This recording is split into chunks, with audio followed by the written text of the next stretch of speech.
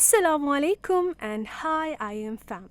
Welcome to IMFM, your campus radio, and another inspiring episode of Beyond Barriers, where we break stereotypes, share untold stories, and dive deep into what inspires us to move forward in life.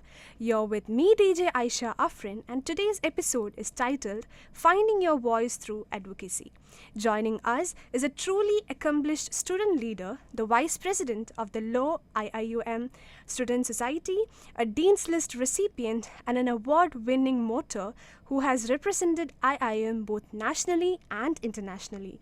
Let's welcome Brother Muhammad Aiman Firdaus to Beyond Barriers. Assalamu alaikum, brother. Waalaikumsalam warahmatullahi wabarakatuh. How are you? Alhamdulillah. Thank you for inviting me. Thank you for accepting our invitation. My pleasure. So let's start by getting to know you better. So can you please briefly introduce yourself for the viewers? Assalamualaikum warahmatullahi wabarakatuh, everyone. My name is Muhammad Aiman Firdaus bin Kamal Noazman. I was born in Kuala Lumpur but currently residing in Penang, Malaysia. I'm currently in my third year studies in Bachelor of Laws in Ahmad Ibrahim Kuliah of Laws. And my position, firstly, is the Vice President one of the Law Student Society for this tenure, and also the Chairperson for Undi 18 Council for the Wawasan Club. Okay, that's so good. So I'm actually interviewing the Vice President one. Wow, I'm so glad. So, brother, just like how I've introduced about Beyond Barriers, in our show we talk about all the challenges that you have crossed in your life and the way how you cross it. So, according to you, what is that biggest barrier or challenges that you had to face in your life? Actually, in my opinion, there are indeed a lot of challenges as others.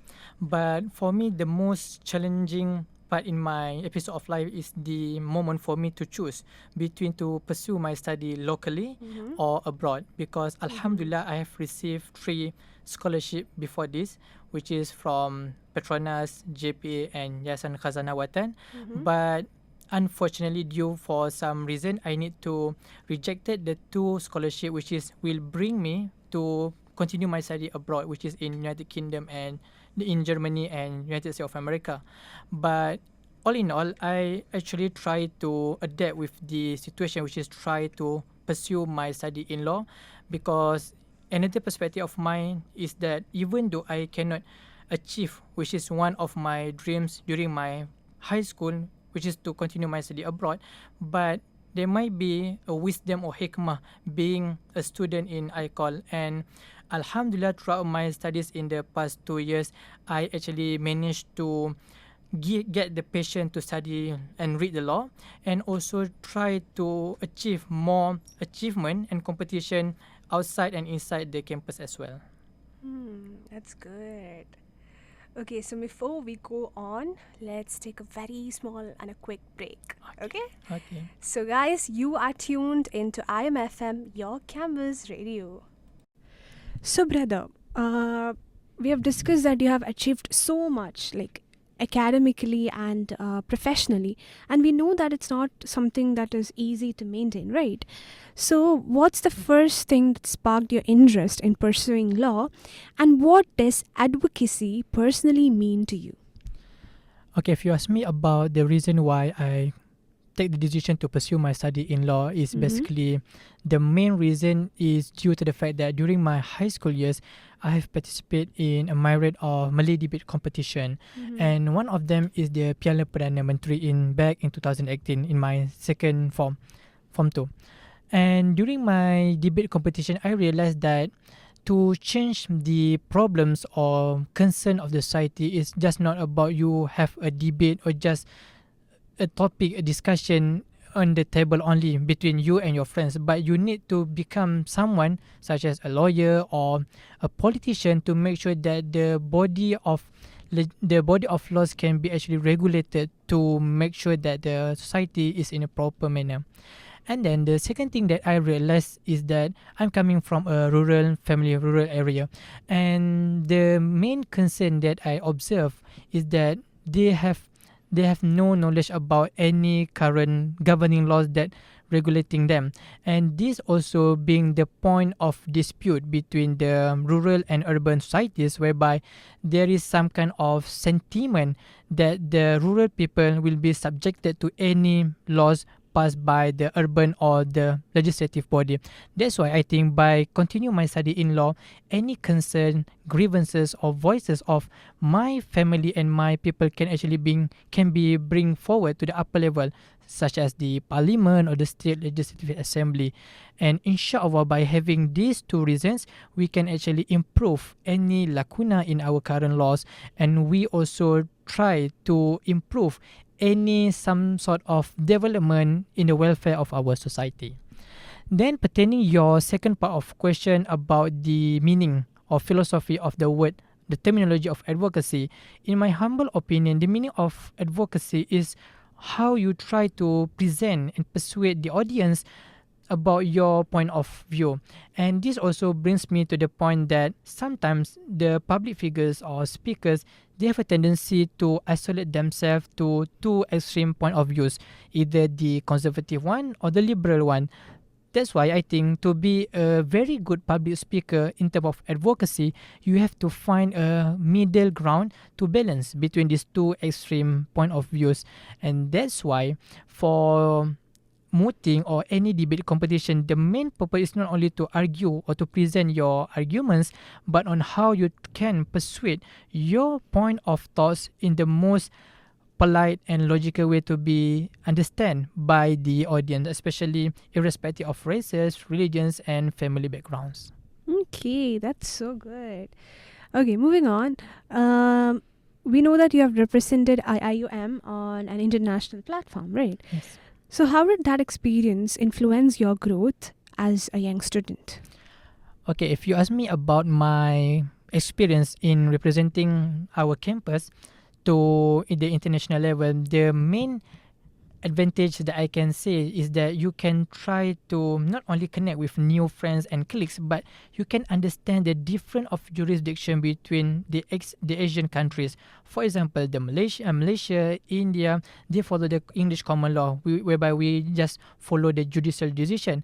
But when you represent the campus or the kuliah to the international level, you can understand the point of view and perspective of the international lawyers that are not only coming from the Asian country, but sometimes from Belgium, Switzerland, where they actually have another perspective on how this governing law should be applicable in our current situation or problems. Okay, thank you so much. So, guys, let's take a small break. Okay. You are tuning into Beyond Barriers, brought to you by IMFM, your campus radio.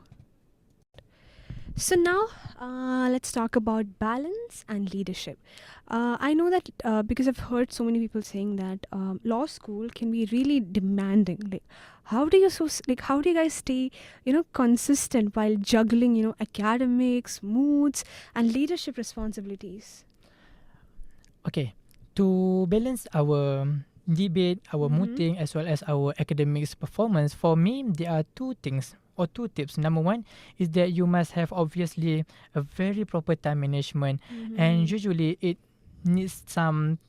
For example, you need to stay overnight. Try to make sure that all your assignment, all your jobs can be settled before the next day. And this also brings me to the point that when you are having a lot of things at one particular moment, you must have the prioritize which one you want to be prioritized first and which one you can be put aside first.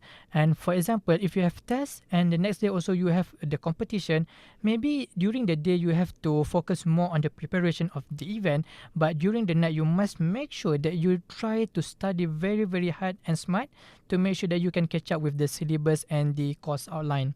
And then the second tip that I share with the audience is that you must have a very, very strong and good circle. Why I say and try to present this to the audience, because sometimes the problem among the students is that they have a lot of friends and they have a lot of connection during their studies, but not all of them can actually being used or can be your assignment colleagues during your presentation, because we want to avoid any kind of free riders. That's why I think the second tips is that you must make sure you have a very best circle, and they are also the one that can actually helps you is that if you didn't catch up with your study or you didn't attend any class due your other extracurricular activities. So that's all from my side.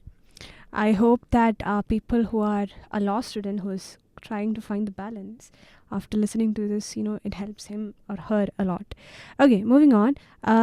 As a vice president of the Law Student Society, what has leadership taught you regarding or about teamwork and humility?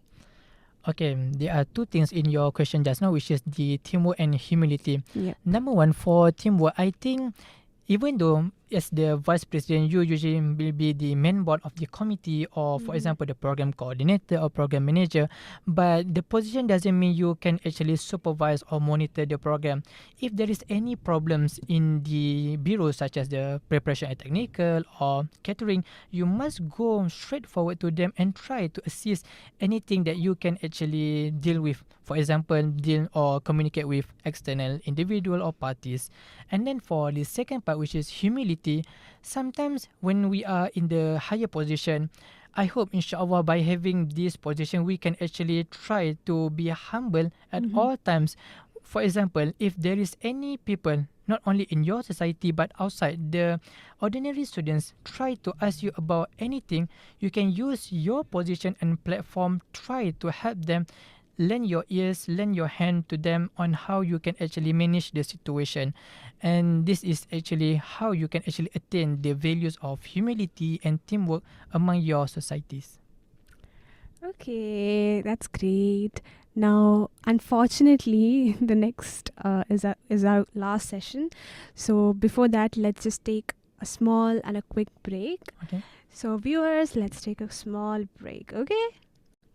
So, brother, now we are going to move on to your goals and the road ahead. What advice would you give to all the IIM students who dreams big, but they are afraid to take the first step, because they're uncertain about what will happen? So, what will be that one advice that you would love to give to them? Okay. My advice to all the IM students, especially including me as well, which is you try. I have one quote that has been taught from my alumni, my Malay debate competition coach back in high school, which is do or die. Meaning that you try to imagine what would be the situation or the celebration from your friends and family the moment you achieve something.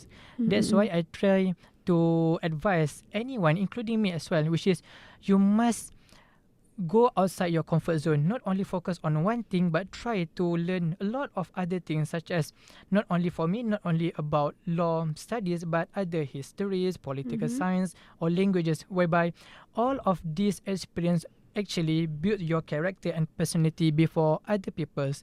And this also the thing that differentiate between your character as the public figure or public speaker and ordinary person, where you have all the knowledge, all the general wisdom about any current situation or news that has happened inside and outside of our country. That's all I think. Yeah, my advice to all the students. I got stuck in between, because what you said actually makes sense. Like, what I'm trying to say is that if you apply these kind of advice, right, it's the people who finds it very difficult to how to do this properly, I think this particular advice will help a lot. Okay, yeah. In terms of that. Sure. Okay. So I'm really sad to say this, but yeah, we are going to a rapid fire round, because it is our last round. Oh. So I'm sad. Okay, so are you ready for the rapid Yes, fire? definitely. Okay, so first question, your go-to study spot in IIUM? Our Law Society general room, our meeting room. Okay, mood or negotiation, which gives you more adrenaline, and why? I think mooting. Because for negotiation, you try to reconcile or try to persuade the opponent. But for mooting, how you want to make sure you can argue properly in the most polite way. Okay. One quote that keeps you motivated? As I have mentioned just now, do or die. Okay. Coffee, tea, or complete silence before a competition? My favorite one, tea. Obviously tea. I am a coffee person. A cup of tea. Yes. I mean, like, I can't start a day without a coffee. Oh, Yeah. different with me. I can stay without tea, because I think the last time that I had a tea was like 3 days ago or something. Wow. So I can stay without tea, but I can't stay without coffee though. Okay. One barrier that you have already broken, which you'll always remember. Always remember. Mm-hmm. I think jumping. I would say jumping from Malay debate to English mooting competition is very outside or beyond my expectation. So you'll have to do it in the same mooting or in a different moot. Different language and different style of presenting your arguments. Okay, at the same place or different place? Different place. Okay. I think, yeah. I mean, like, even when we are communicating, it's kind of hard, right? Yeah, Switching suddenly language. yeah. Yeah, okay. Last rapid fire. Okay. What is the barrier that you have that you're currently facing to break? I wouldn't say it is a barrier, but my dream, which is, inshallah, I really pray that I will be the valedictorian for the icon. And there are actually a lot of challenges and difficulties, but there is the main barrier that I really want to break, which is to become the valedictorian of icon, inshallah. Inshallah. I really want that to happen, because we know, like, I personally know that you have been the best student recipient. Alhamdulillah. So I hope that it goes on like that, Inshallah. and you get the valedictorian. I Ameen. deeply respect you for that, because it's very hard to become, the student recipient for law, like literally law. So congratulations, Thank and you so I much, thank you really so much. hope you become the valedictorian. Ameen. So once again, thank you so much, brother Muhammad Aiman My Firdaus, pleasure. for joining us and sharing your journey with such honesty and insight. And I really enjoyed the session with you. And even your story, it shows a lot about, the consistency, the courage, and how the success comes from all these things, and from faith as well. So to our listeners, keep pushing forward, keep believing, and keep breaking those barriers. This is DJ Aisha signing off from Beyond Barriers on IMFM, your Canvas Radio. Till next time, Assalamu alaikum, and stay inspired. Bye-bye.